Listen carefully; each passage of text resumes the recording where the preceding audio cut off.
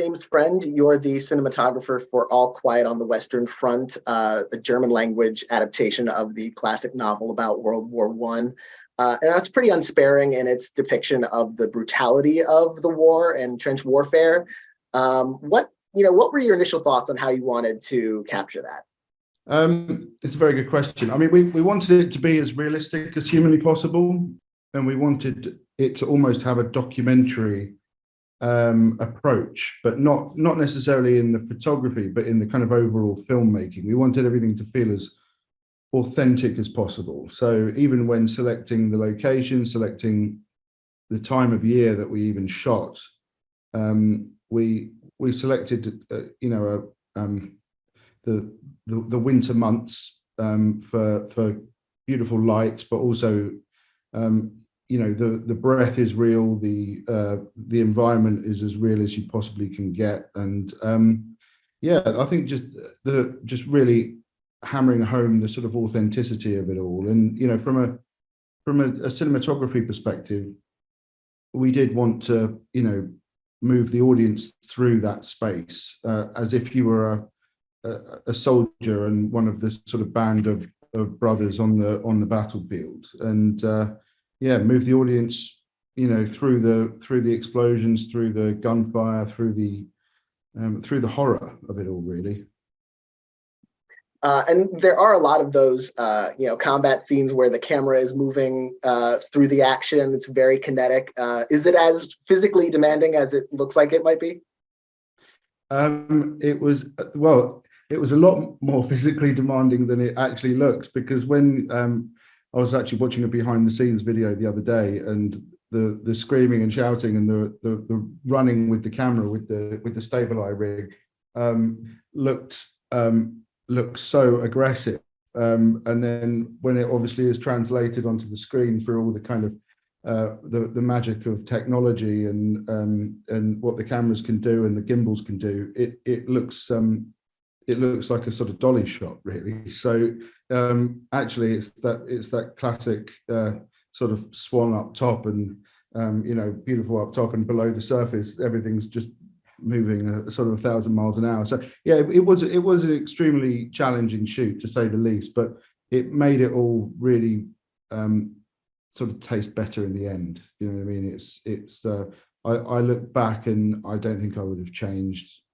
any element of it, but it was by far the most challenging project of my career to date. Yeah, and I can't imagine being sort of challenged with something like that in the near future. It was very, very hard, but really rewarding. I'm immensely proud of the crew and the cast and everyone involved, because it was true collaboration in my mind. It was really, for me, it was what filmmaking is sort of all about. And for especially like long tracking shots, like how much in advance planning has to go into that? It seems like everything has to be like this well-oiled machine by the time the camera starts rolling. Yeah. The director and myself shortlisted and storyboarded the entire battle scenes, every single battle scene in a hotel room in Berlin, and it was right during the sort of height of lockdown, so there was no distractions, there was nothing to do. It was just simply nose to the grindstone and work, and yeah, we were pretty kind of forensic on our planning. I mean, we were coming up with these shots even before we had a set, knowing that because we were going to construct the sets in the airfield where we shot it, we could kind of tailor the trenches and things like that to our own requirements. So even though the design team had a plan of what they wanted it to look like, we then got involved and sort of amended it to fit our purposes. But everything was sort of to the absolute detail storyboarded and shot listed, and it wasn't really the way I was used to working, but I'm really glad we did it, because we had to have no kind of fat on our schedule or our budget. We had to put every single penny on the screen, and even down to like the last explosion that we use for special effects. When we sort of tech vised a lot of the battle scenes just on paper, and then I would do it with a mobile phone or an iPad, and we would nominate where we wanted the explosions to go off at a certain timing, and knowing that we had to get it right pretty much every time, because the special effects budget was kind of spiraling out of control as far as the number of explosions and rounds we were getting through, blank rounds we were getting through. So we had to be extremely conservative and very precise. And yeah, the camera moves, we rehearsed the opening shot where the soldier climbs out the trench, and we had to do a handover with a technicrane and then out onto the battlefield and run with it with 2 grips as a seamless move without cutting. And we designed this shot, and I didn't know if it was going to work. Actually, I was really scared. It worked on paper, it worked in principle, but until you actually can execute it, you know that it is going to work. I couldn't really kind of sleep, and that was the only real shot that we had time to rehearse. Everything else we just built on that foundation, knowing that, right, if we can do that shot and execute that shot, then we can we know that in theory and in principle everything else will work, and it did. But with that also comes other challenges, like it was a very sunny day when we shot that scene, and because we were primarily looking east, and we wanted it to be backlit, we only had a window of kind of 2.5 to 3 hours to get that shot, and we must have done it. I think it was about 13 times we managed to do it, and it was a real kind of hustle for the crew, and yeah, we got it in one of the sort of final takes, and thank God for that, because yeah, we wouldn't have been able to shoot it later on because the sun would have been behind us. It was the opening scene. It would have looked not very nice, but also we would have been projecting a camera shadow from the crane and from the camera and the grips, because they are running in such close proximity on a wide lens with our actor. So we didn't have the luxury to just go back and reshoot it the next day or anything like that. We were really kind of pulling out all the stops, and take 2 was a big turnaround, because we had to refill and reload all the air cannons, all the explosions again, and obviously the actors were getting exhausted. So it was it was an undertaking and a real learning experience as well. But as I say, I am immensely proud of the final product. And was the weather like a really complex aspect, in addition to the time of day, the sun position? Enormously, yeah. I mean, I had a very sympathetic director to what I was trying to achieve. I wanted to shoot as much in overcast as possible or backlit. So we actually built the set south facing. So we shot towards the French trench in the morning, and then midday we shot south, and then in the afternoon we shot towards the German trench, which meant shooting really out of sequence, and some directors wouldn't do that, because they feel that it would impact the performances. But Edward really respected my decisions and my proposal enough to sort of get on board with that. And then obviously this intermittent weather, we shot in the sort of not particularly reliable months as far as sunshine. We actually had every single type of weather on that battlefield during that sequence. We had snow, we had huge sort of hailstorms, we had immense rain, and it's that classic thing when it's raining, when we're doing the rain scenes and we've got all the rain towers out, the sun comes out and it just kind of looks peculiar. So you're trying to then sort of combat that, and then other scenes that you might want a bit more optimistic, it's hammering down with rain. So so yeah, it was challenging, and when I sort of reflect on it all, I think we did everything in our power to get the results that we did. But yeah, working with natural light can be, even though a lot of the film is lit. Oh my it's got very dark in here all of a sudden. Sorry. But yeah, it was very working with natural light can be equally as tricky as working in a studio environment. So yeah, it's I can imagine. Yeah.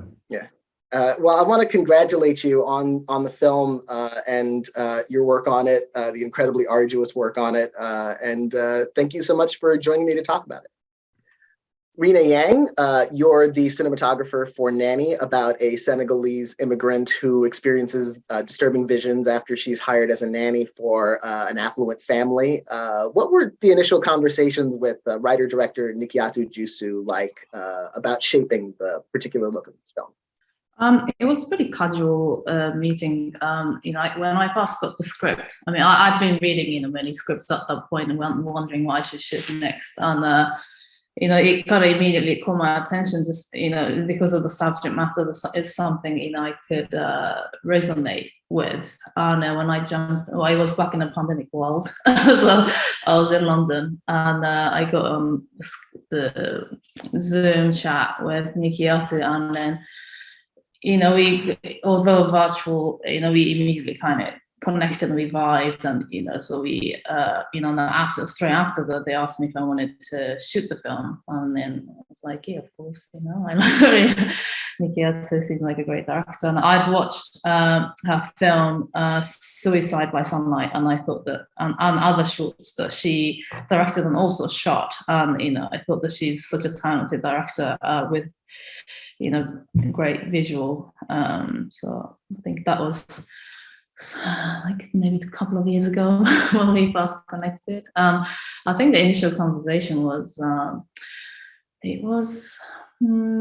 we didn't have in-depth conversation until I was able to be on the ground in New York, because I was remotely prepping then, so it started a bit more logistical chats because I knew that they were already scouting locations, and then just because of the budget constraints of shooting in New York, and I wanted to make sure that the location selection was something that's manageable. So I think a lot of our conversations were kind of sending each other the location favorites back and forth, and kind of figuring out from that. And then once I landed in New York, and it was pretty fast and furious prep time, which is, I think I had maybe just 4 or 5 weeks to prep this movie on the ground.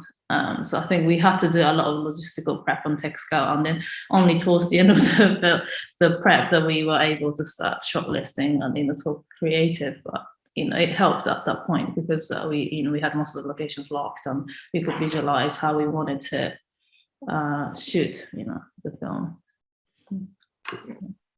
And what kind of techniques or visual style or lighting did you want to use to generate the dread in this film? Because there's this intense, really effective sense of dread. I think we were, although both Nikiatu and I think that it's not really a horror movie, and we didn't feel like we were making a horror movie. It's more the thriller and the drama with the twist of genre.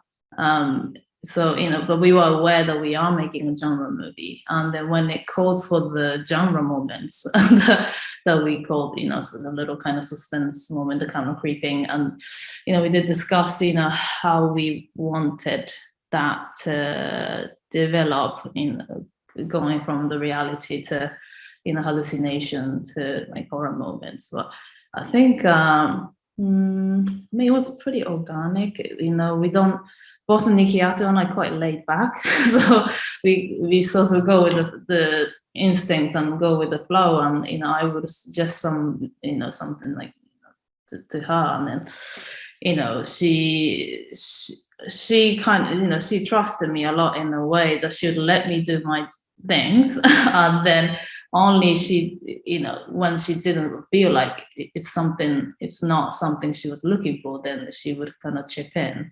But, most of the time she was very, really kind of trusting, and, she would say, it looks great, and I'll do something, and she'll tell me that she likes it, and I was like, great. So I think, yeah. And some of the sort of supernatural scenes involve a lot of water, shooting underwater. What are the challenges of that? Like, was that something you were used to?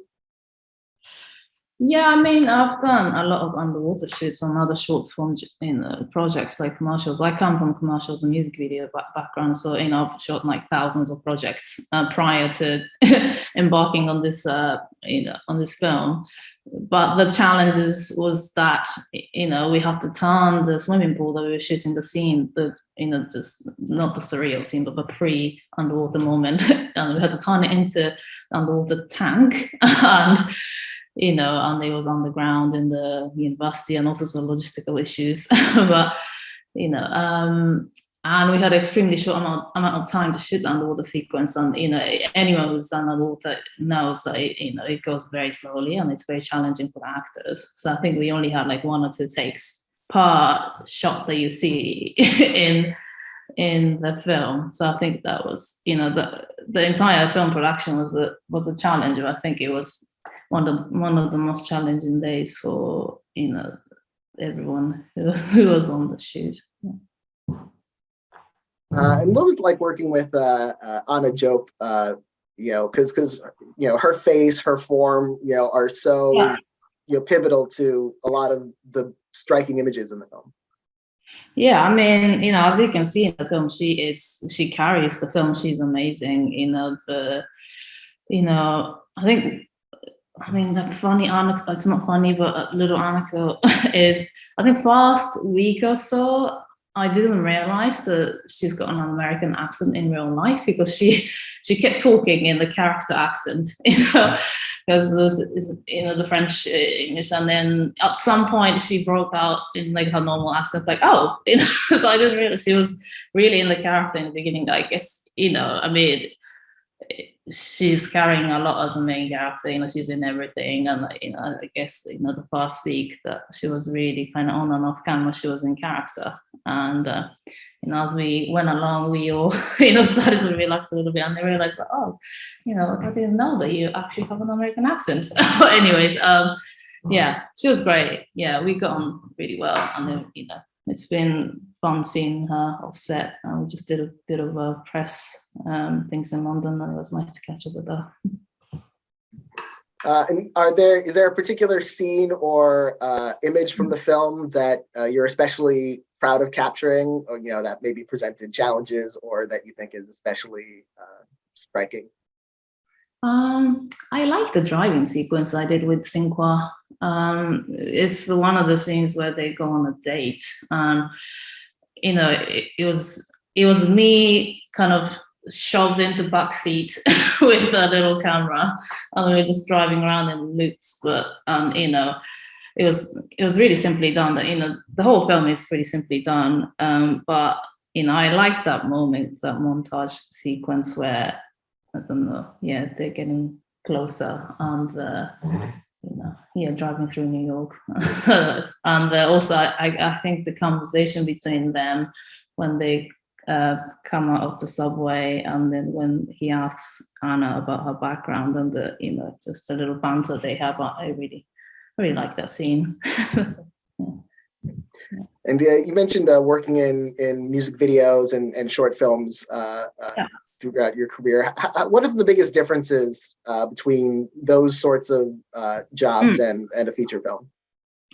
I think, commercials, obviously we're trying to sell something, and the audience is whatever. And then I think, music videos, there's already a fan base, and, it will be watched by fans, or, maybe, I don't know, it might trend somewhere and people would watch it. But I think, I always think that the making of film is such a miracle, like from the development phase to getting green light to actually making it. And then even if you made it, you might get canned and people might not see it. And even if it, if it's out there, people might not see it at all, so it's been great to see that the film's been touring around the world and getting some traction, and people are actually seeing the film. And to be very honest with you, like me and Nikiata didn't expect this much. Kind of we were making an indie movie, and then you don't expect people to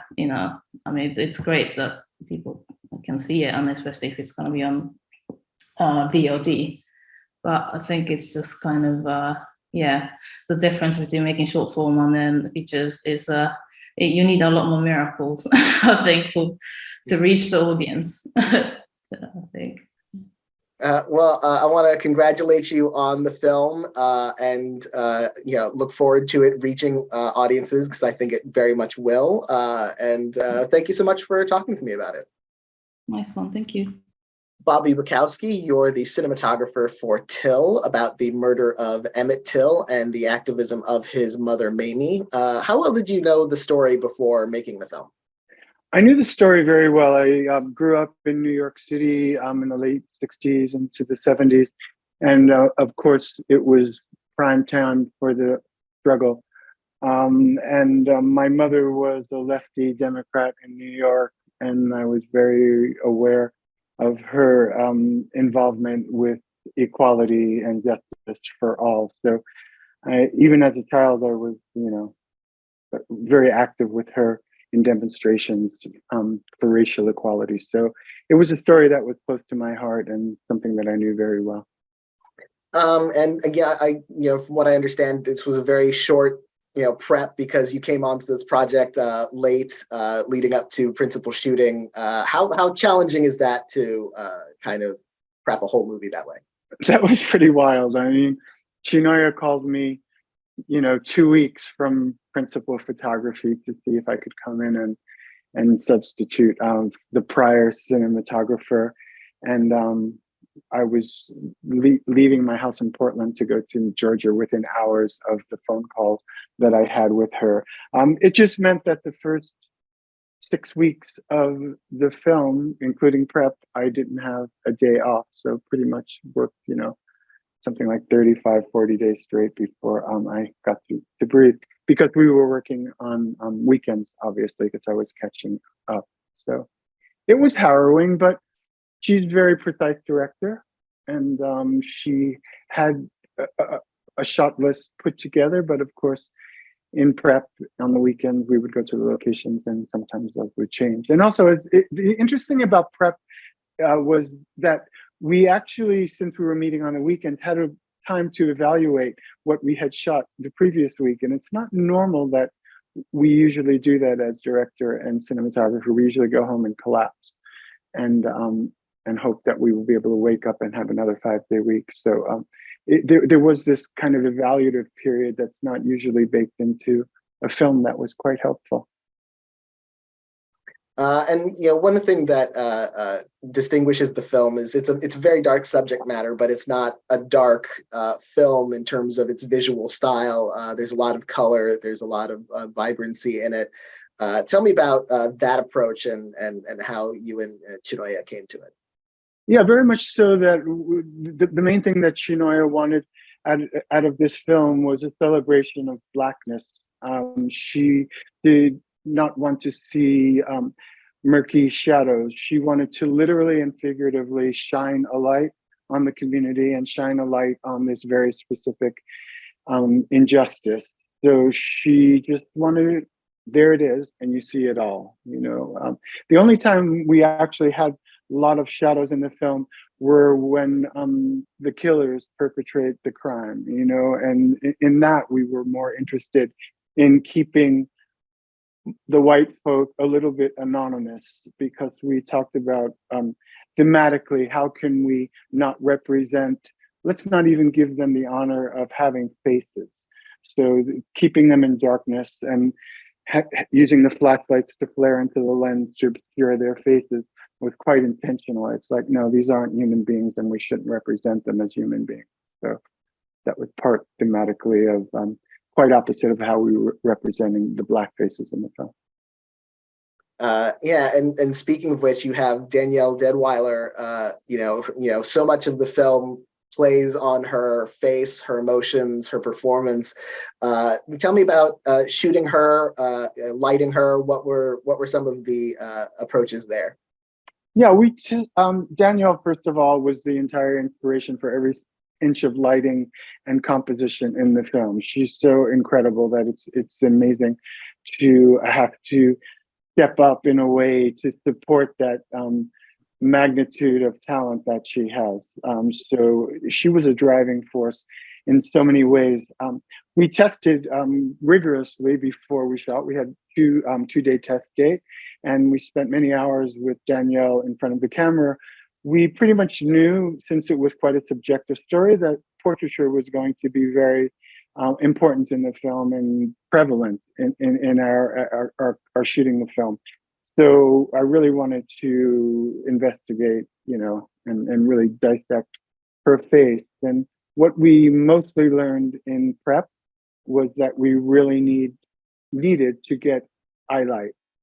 We needed to get those dark eyes to shine. So a lot of what the gaffer, Justin Davis, and I did together was to assure that we had light in her eyes at all times.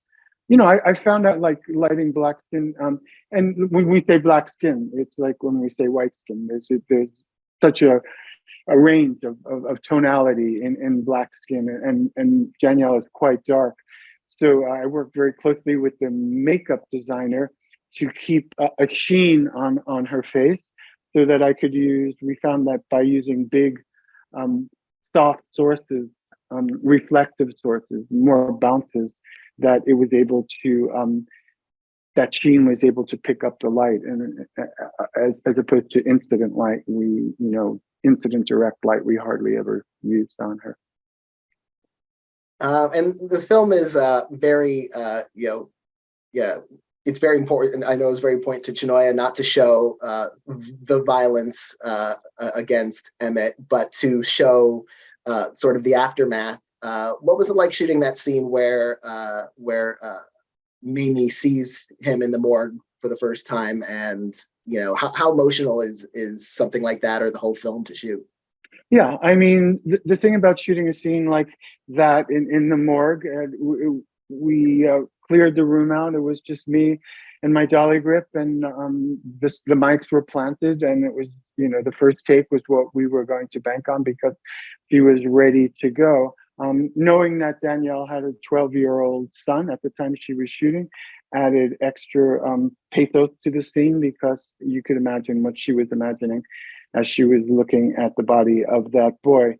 I am quite surprised, because I operated the camera as well. I am quite surprised in a lot of things that the camera is not shaking, because normally I was racked with sobs shooting this film.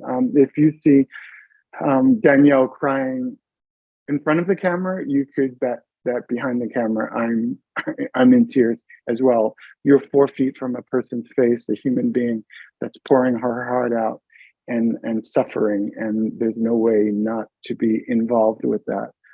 So again, I think that added a dimension to the film too, that the communication that Danielle and I had was such that we were feeling very much the same thing at the same time. The production smartly hired a set therapist, and when people were really besides themselves, which was often, we would take breaks and we would just gather as a group and just talk. We were in Georgia. It was a mixed race crew. Everybody's coming from very separate experiences in their relationship to racism. So we had those talks, and again, those were part of the film, I think, too. It's in the fabric of the film.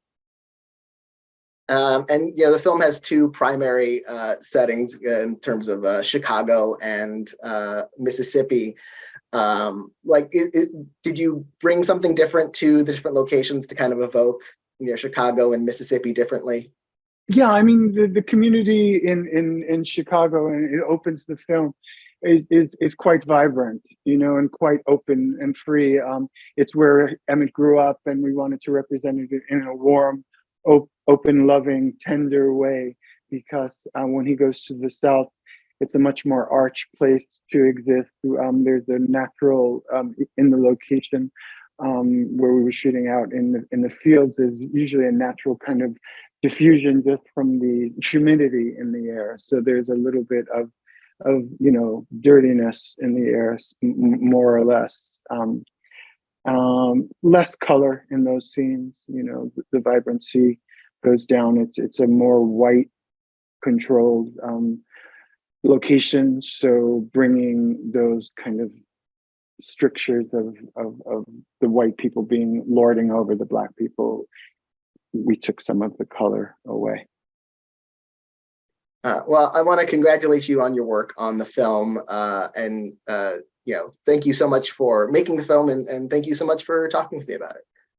Luc Montpellier, you're the cinematographer for Women Talking, about the women of a Mennonite community who have been abused by the men of their community. What did you think about the script when you first read it, and what ideas emerged there from the start?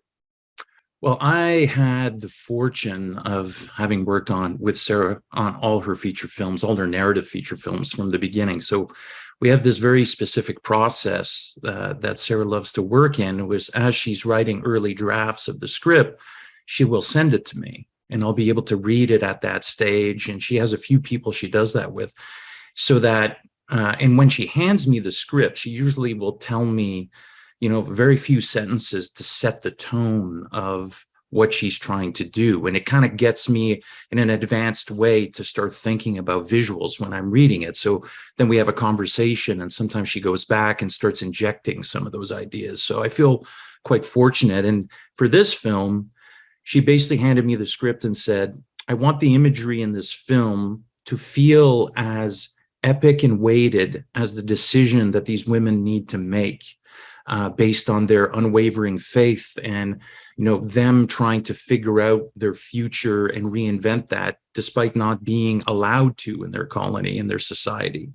So to me, as I was reading it, it just kind of cued these kind of epic images, and also this idea of unwavering faith, of how do you support that with the photography. And, you know, hence we ended up talking a lot about Gothic imagery and the weight and kind of repression of that a little bit, and the idea that, but at the same time, trying not to judge our women for that faith, because there's also something quite beautiful about believing in something so much. But unfortunately, in this story, it's kind of betrayed them, because they're trying to make sense of how could God let this happen to us? How could these things happen? So it was important to me as well, as much as having this very weighted image and epic imagery and Gothic imagery, that there was a little bit of hope, because that, you know, we tried to contrast this very intense discussion in the loft with this beauty of the colony outside. So the camera's constantly shifting from these very intense ideas, and also sometimes very controversial ideas. And sometimes the camera would just drift outside to a bunch of children playing and remind you constantly of what they were fighting for. So to me, that's what I'm really, you know, Sarah really wanted to use the camera, because the novel that it's based on is entirely takes place in the loft. And she goes, it's important for us to world build for the audience, because none of us live on these colonies. And we did, obviously, all of us, as much research as possible. But she didn't want to, again, impose judgment on it. So it was important for us to kind of integrate into things in a very personal way. And to me, that's what I was hoping the imagery would do, is that it would give you this sense of weight that they have on their shoulders, based on tradition, but that you'd still find a bit of hope. Hence, a little bit of a color that we reintegrated in. And to me, and skin tone was a very important kind of baseline for that. That you would be, you know, watching these amazing performances, amazing faces throughout the entire film, that whatever color treatment that we did, it needed to be accessible still based on the skin tone. So we have ended up designing everything around that, the level of desaturation, the tones in the costumes, Peter Costco's set design, everything was calibrated to the skin tone. Yeah. And when so much of the story is set in that one location, that hayloft, what's it like, sort of creating that visual quality in that hayloft, times of day, the moods of the scenes, and just keeping that one location dynamic? No, that's a good question. I mean, time plays such a huge time of day in the film. Takes, we knew we wanted to use that as a bit of a tension element, a little bit of a tension, because the men could come back anytime as they've been taken away to the city. So it was really important for us that you felt time shifting within the loft, but not in a very obvious way. And also because this time is shifting, we almost needed to freeze time to be able to, because Sarah was using time of day again in a tense kind of way that, magic hour or sunset only lasts for a very short period of time. So having that mandate in a very performance heavy film, it was important for me to freeze time in a stage, so that we shot a lot of the loft against, actually almost all of the interiors against blue screen, so that we could hand over the set to Sarah and the cast. So we all knew that performance was going to be a huge part of this. So having that frozen time in the loft allowed us to very much design a camera that would very much serve as like a supporting actor for what was happening. So Sarah handed me this amazing document. She usually hands me a shot list that we go through together and we start dreaming about things. But on this film, she handed me a turning points document where she basically rewrote her script and outlined in every scene what it was about, and also what the dynamics were between characters, because a lot of times characters would change their perspective based on the arguments being had in the loft, which essentially ended up guiding us as far as camera goes. So whether it was crossing the axis at a pivotal moment where Marieke is basically telling us that she's as much responsible for what's happened to her as what happened to her, letting it happen, of finding that exact silence to be able to shift from one axis to the other. So subtle camera moves like that, I think, really help to accentuate moments and to guide your attention to, you really need to pay this attention. Sarah never wanted to shy away from using the camera to support and to enhance, very much like a more kind of classic film would do in, let's say, a very male-oriented, committed, very dramatic film. She wanted to have that same treatment with our women. Hence the super widescreen that we ended up, playing with, especially in the loft. She wanted in the loft to have frames filled with women's faces at all times. And then we very sparingly would go to a close-up of someone that's separate. But when you did go to someone's close-up, that extra real estate with the 2:7:6 aspect ratio really isolated them. So that, to me, it was almost like epic filmmaking, but in a very single location, because what was happening in the film was very epic to these women. It was a very important thing. So all those decisions were always drawn from what was happening. And you ended up with these beautiful group shots all the time. And also, enabled us to, we were very conscious of where the camera was as far as point of view and where we were on axis, based on, again, sometimes combating two ideas. We were very intentional about being on profiles for those moments at times, where sometimes where there was more connection, we would, essentially get into the eye line a little bit more. So everything in the loft, as you say, because it was one location, needed to be as involved, because we didn't want, it's such a temptation for a film like this to just stand back and just photograph everyone in a close-up and just photograph it all and figure it out in the edit. But we were very, very intentional with, because we also didn't want the film to feel static in a way. We didn't want you to be watching. It was definitely, the word fable came around a lot early in prep, where this is a comment on a real event. It's an impressionistic version of that we weren't there to document the reality, even though there's a realism based on the world we created. So it kind of gave us license to again play with time, do a little bit of real-time time lapse. Again, that to me is kind of the climax of the entire piece, when the sun goes down in real time as little Meep is being held. And even though the men could be arriving any minute, time just stops, which causes tension, but it also shows how much faith they have. And it's quite beautiful. I want to congratulate you on your work on the film. It's very complex and beautiful, but looks effortless, which I think is always a goal. So thank you so much for talking to me about it. It's been a pleasure.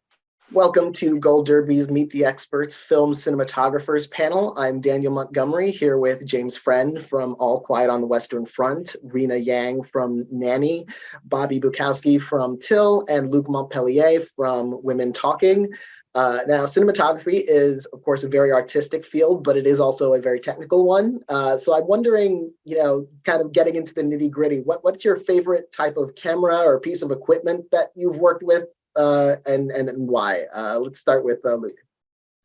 I am a huge fan of large format cinematography. Just the depth of field and the extra manipulation that you can achieve based on that extra large sensor, and the idea of a high bit depth for these sensors, but also in combination, I'm a big fan of more vintage lenses on those, because I find some digital cameras or photography in general can get quite clinical and digital, which can serve you, but I just love the idea of finding the old glass. I'm a big fan of Panavision lenses. On Women Talking, we shot on these Ultra Vista rehoused lenses from the 50s that there are only like 8 sets in the world that they've created. So to me, it kind of took away the digitalness of the image while still giving you a lot of sharpness, that you could still feel pores and blades of grass. And so that kind of combination of the old and the new, I'm very much a fan of. How about you, Rina? I kind of go back and forth between digital and film. I love large format as well. I always go to Panavision because I love the ability for us to be able to customize lenses and talk about each project as a unique, and then we can make the lenses for the project. That's just such a great way to approach a project. I do love shooting on film, but it has to be the right. I think everyone has to be on board because I like differently when we're shooting on film, and the expectations of what people are used to these days on low light, and how quickly we can move is it's very different. So I think either I love large format and film depending on the projects. Bobby? Yeah, I like Aeroflex camera. I'm used to using Aeroflex since we shot on negative, my earlier films. I think what Rina and Luc are saying, I agree with. I love large format. I like how it renders portraiture. And for me, if there's only one shot in a film, it should be a shot of a person's face, because it's really what tells the story in my book. And it's the glass that you put in front of the camera. It's, a camera is a box with a hole in it, and then it's really the glass that you put in front of it that gives you the texture and the quality that you're looking for. I too am a fan of degrading the image somewhat with using older lenses, until we use the Tribe 7 Black Wings that Bradford Young, a great Black cinematographer, innovated with an engineer. And so, yeah, that's great. Yeah, James?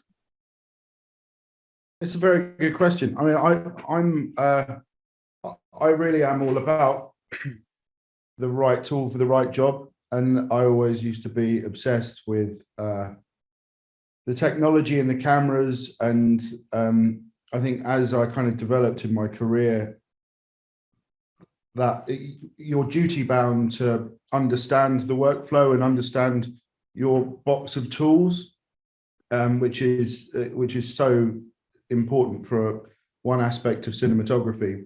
But I grew up shooting film and then digital, and when I first used a large format camera, I completely fell in love with it. It impacts the way you frame and tell stories, and on All Quiet we adopted that principle, and we ended up shooting sort of primarily on the Alexa 65, but because of the logistics of certain environments and certain shots, we had to drop down to the LF Mini, the other Alexa system, which kind of cut seamlessly. It was absolutely perfect, and it's really fascinating when you can form all these images, even if you drop down to a 35mm sensor, how all the sort of technology and everything like that just sort of melts away, and you just appreciate the image for what it is. And I too, I mean, I'm more passionate about glass than I am about the cameras, but I recently shot on, I would say cameras, but mainly sensors that I've ever worked with. But you know, it's like Bobby was saying, it's all about the glass you put in front of it, you know, and it was echoed by both Luc and Rina. You know, that is the sort of optics, physically and metaphorically, that you're the eye of the audience. But yeah, I mean, I love it all. I love it all, really. And something interesting about you know, photographing film in this day and age is you know, sometimes you're shooting for the big screen, sometimes films are going to be streaming online, people will be watching them in their homes. You know, even a film that goes on the big screen will eventually be seen by viewers at home. Does that kind of affect your approach to making a film, just considering the kind of, you know, arena on which it'll be seen? Let's start with Rina. I think, well, when I shot TV shows, you know, I think we frame differently, you know, the close-ups and mid shots. You know, I rarely go very, very tight if I'm shooting for big screen. But then if it's television, or we know that it's gonna end up on small screen, then, you know, we might go a little tighter. You know, I think when I'm doing a film, you know, I'll hope some dreams, or the people would watch it on a big screen in the theater with no screen competition, you know, no iPads, no phones, and you know, which is you know, it's one of the hardest competition that we can achieve. But yeah, I think yeah. Bobby? No, I feel like I'm resigned to the fact that people are watching films while they're doing 10 other things on. They'll be watching it on an iPhone or on an airplane, and I don't really design for anything but what the film calls for. I do agree with Rina that when I'm shooting television, there is a certain, you know, decree that you should shoot closer so that people could fill up the screen more. But at the end of the day, I think you can't be dictated from the size of your frame, dictating, you know, how you shoot a film. You have to work with the story and tell the best story with the best tools that you can. Yeah, I can say that I don't think that way, or at least my brain doesn't sort of function that way. I don't ever deliver an image for one platform, because you know, even films that, some of my favorite pictures in the world that have been shot on 65mm film, or alternatively anamorphic, you know, they look great on a television, they look great on an iPad. And when the film should dictate the size of the shot to me, and the coverage. And you know, when you're lining a shot up and looking through a lens, you know instinctually what's right for the story, and that's how I do it. And I don't know if that's the right way or the wrong way, but yeah, I approach everything like it's going to be seen on an IMAX screen or and eventually been on an iPad. So I would say no, I don't really give it that much thought, to be perfectly honest. How about you, Luc? Yeah, I would echo what everyone is saying here in a different way. I very much asked that question. Obviously, where is the film primarily going to be seen? Is it for theatrical distribution? Is it for streamers? I mean, I would say it affects me slightly. Like on Women Talking, that 2:76 aspect ratio on a phone, I have to admit, I did put it on my iPhone and saw how it render, but it didn't really drive me into making changes. We very much made every decision for the big screen. But I'll say this too, televisions today generally are so inexpensive, the large screens now, that it seems like you almost have a very, theatrical environment in your house. So when it comes to theater and home, if you're doing it in your living room, you can get 100-inch TVs now.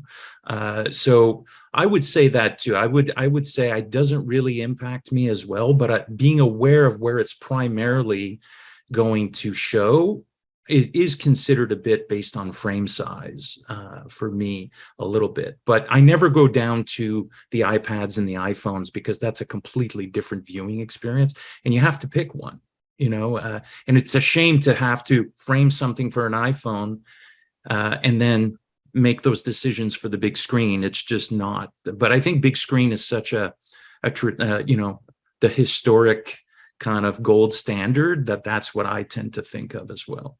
Yeah, I'm wondering what you sort of interested all of you in the field of cinematography as an art form and as a medium for expression. How about you, Bobby? Well, I was in medical school before I entered into the field of cinematography. I find there's a lot of people from disparate disciplines entering into cinematography. For me, it became about photography at first. I was working in New York City as a bicycle messenger, and I always carried a still camera, and I started shooting events and people, and I just loved capturing light, capturing odd events, street photography. So I just extrapolated into wanting to tell stories. I'm quite a literate person. My mother banged it into our head to read books, so I was fascinated with fictional stories, and it seemed like a good marriage between photography and storytelling, obviously, with cinematography. Yeah, I mean, I once again was just completely fascinated with cinema and the moving image, but primarily storytelling. That was what really grabbed me, and I think I'm the most at home when I'm constructing an image through movement of a camera and through illumination. Not illumination. I don't want to say the word paint with light because it sounds so it sounds so contrived. But yeah, those kind of small brush strokes that you can do that can affect an image in such a huge way. And yeah, I mean, I couldn't do anything else, to be perfectly honest. I adore my job. Yeah, for me, it's the ultimate art form, really, because the other reason is because it's so collaborative. And you could take one script and give it to one director and cinematographer and designer, and I think it would be a very expensive but very fascinating kind of social experiment to give the same script to different people and see how they interpret it in a different way, and because it's so personal as well. And yeah, I love it. I love the fact that it's a beautiful kind of harmony, symphony between sort of technology and artistry, but artistry first, and also interpreting other people's words on the page and capturing images and emotion and seeing it all come together it's really such a gratifying process for me. Yeah. Luc? Yes, I was kind of, as a young person, someone that would escape to the movies and became kind of my best friend in a lot of ways. And so it started as I was young, but I was also someone that loved the inner workings of things. So ended up going to film school when I was, at that age. And it's funny, like a lot of people entering film school, they all think they want to maybe direct. And, would always, like Bobby, have a camera with me as when I was there, and discovered cinematography there, where I started shooting other people's films. And as what James is saying, that collaboration aspect started to come in, and the kind of hidden magic behind the camera was a completely fascinating thing to me, and how you could manipulate that technology to tell a story. So it all just kind of happened there. And it was in the 90s. There was a lot of music videos being shot there. So it was a very experimental time to enter this career. So I got to play a lot and meet directors that were very experimental, and a lot of art films. And so, this notion that film could be anything, it doesn't have to be one specific thing, but as my colleagues are saying, it's about the story and how to best, combined elements of things, and again, very collaborative.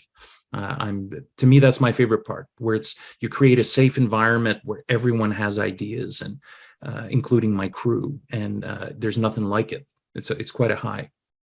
I'm the same as Luke, that I went to film school not knowing that there's such a thing called either cinematographer. Every single one of us, most probably 98% of us in that year, thought that we wanted to be a director.